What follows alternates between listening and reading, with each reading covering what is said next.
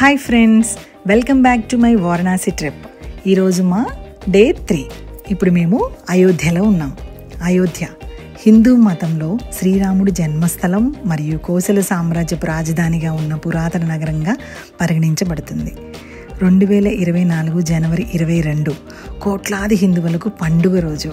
అదేనండి, అయోధ్య బాలరాముని ప్రాణప్రతిష్ఠ జరిగిన రోజు. సరిగ్గా 12 గంటల 15 నిమిషాలకు ఎంతో ప్రత్యేకంగా చేయించిన ఈ రామ్లల్లా విగ్రహం ప్రాణప్రతిష్ఠ జరిగిన రోజు. ఆ రోజు నుంచి ఆ బాలరాముడిని చూడాలి అనే మా కోరిక ఈ రోజుకు నెరవేరుతున్నందుకు చాలా చాలా ఆనందంగా ఉంది. అందుకే ప్రత్యేకంగా డిజైన్ చేసిన ఈ డ్రెస్సెస్లో మేము బయలుదేరుతున్నాము. అలాగే మా టీం మెంబర్స్ అంతా కూడా చాలా చాలా ఉత్సాహంగా ఉన్నారు. ఇదిగోండి, అందరం కలిసి ఇలా రామనామ స్మరణతో చాలా హ్యాపీగా దర్శనానికి అయితే స్టార్ట్ అయిపోయాము. అయోధ్య రామ మందిరం 110 ఎకరాల విశాల ప్రాంగణంతో ఎంతో ప్రతిష్టాత్మకంగా నిర్మిస్తున్నారు. అద్భుతమైన శిల్పకళతో చాలా ప్రత్యేకంగా అనిపిస్తుంది. ఇంకా భవన నిర్మాణ కార్యక్రమాలు కొనసాగుతూనే ఉన్నాయి. అయినా కానీ ఆ రామ్లల్లా దర్శనానికి వచ్చే భక్తులతో చాలా కలకలలాడుతూ ఉంటుంది. అరుణ్ యోగిరాజ్ అనే శిల్పి చేసిన ఈ బాలరాముని విగ్రహంతో పాటుగా పూర్వం ఉన్న విగ్రహాలను కూడా ఈ గర్భగుడిలో దర్శనార్థం ఉంచారు. ఈ దర్శనము మేము ఆన్లైన్లో బుక్ చేసుకున్నాము. అలాగే అకామిడేషన్ కూడా చాలా ఆప్షన్స్ ఉన్నాయి. చక్కని భోజన హోటల్స్ కూడా ఇక్కడ చాలా ఉన్నాయి. అయోధ్యలో బాలరాముని గుడితో పాటుగా ఇంకా చూడవలసిన ప్రదేశాలు మరియు గుళ్ళు చాలా ఉన్నాయి.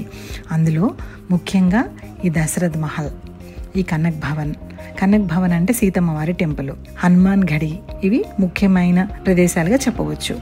అలాగే వీటితో పాటుగా రంగ్ మహల్, ఈ రామ్లల్లా మందిరం కూడా మేము చూడటం జరిగింది.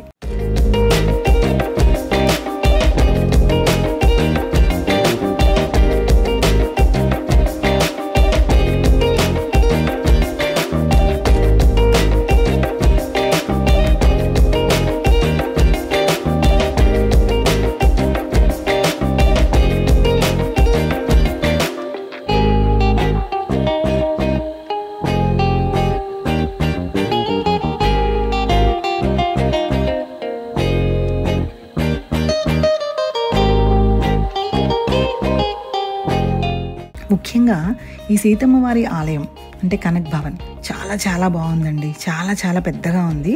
మనం అమ్మవారికి స్వామివారికి బట్టలు సమర్పించాలి అంటే ఈ గుడిలో ఇవ్వచ్చు. ఇక్కడ సీతారాములు పాలరాతి విగ్రహ రూపంలో దర్శనమిస్తారు. ఇదిగోండి, మీరు కూడా చూసేసేయండి, దర్శనం చేసుకోండి. చాలా బాగున్నాయి విగ్రహాలు.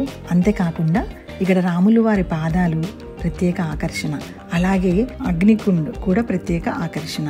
ఈ గుడి ప్రాంగణం అంతా చాలా పెద్దగా, చాలా ఆహ్లాదకరంగా ఉంది. చాలా టైం మనం ఇక్కడ స్పెండ్ చేయొచ్చు. చాలా మంచిగా అనిపించింది అనమాట. దర్శనం అయిపోయిన తర్వాత మేము రామ్లల్లా మందిరం కూడా చూసి అక్కడ రామ భజన కూడా చేసి చాలా సంతోషంగా ఇంకా మేము హనుమాన్ ఘడికి బయలుదేరాము. ఇది చాలా ఎత్తులో ఉందండి. ఆల్మోస్ట్ 100 నుంచి 120 స్టెప్స్ ఉన్నాయన్నమాట. పెద్దవారు కొద్దిగా జాగ్రత్త. హనుమాన్ ఘడి కూడా చాలా చాలా బాగుంది. అయోధ్యలో ఇటువంటి గుడులతో పాటుగా ముఖ్యంగా చూడవలసింది సరయూ నది.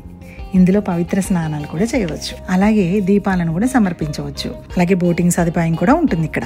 మేము సరయూ నదికి వెళ్ళి ఇలాగ దీపాలను సమర్పించి మాకు పవిత్ర స్నానాలు చేయడానికి టైం సరిపోలేదని మేము తల మీద నీళ్ళు చల్లుకున్నాము. మేము ఇంకా బ్యాక్ బయలుదేరిపోయాము. సరయూ నది సందర్శనం తర్వాత ఈ ఉడిపి హోటల్లో లంచ్ చేసేసి మేము రూమ్కి వెళ్ళి ఫ్రెష్ అయ్యి ప్రయాగ్రాజ్ బయలుదేరాము. ప్రయాగ్రాజ్ చేరేసరికి చీకటి పడింది. ఇక్కడ అలోపి మాత ఆలయం 8:30 వరకు ఓపెన్ ఉంటుందని తెలిసి దర్శనార్థం ఇక్కడికి వచ్చేసాము.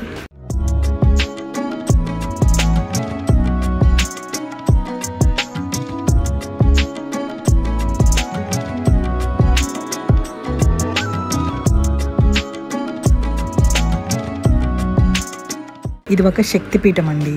అమ్మవారి వేలు భాగం ఇక్కడ పడింది కాబట్టి విగ్రహం ఉండదు. కేవలం ఒక బావి మరియు ఈ అలంకరణ మాత్రమే ఉంటాయి. ఈ బావిలో నీళ్ళనే మనకు తీర్థంగా ఇస్తారు. అలాగే ఇంకా ఈ ప్రాంగణంలో ఉన్న జల్పాదేవి ఆలయం కూడా దర్శించుకొని హోటల్కి వెళ్ళిపోయాము. రేపు మా డే 4 ప్రయాగ్రాజ్ లో ఏం చేసామో చూడాలి అనంటే follow me for my next video.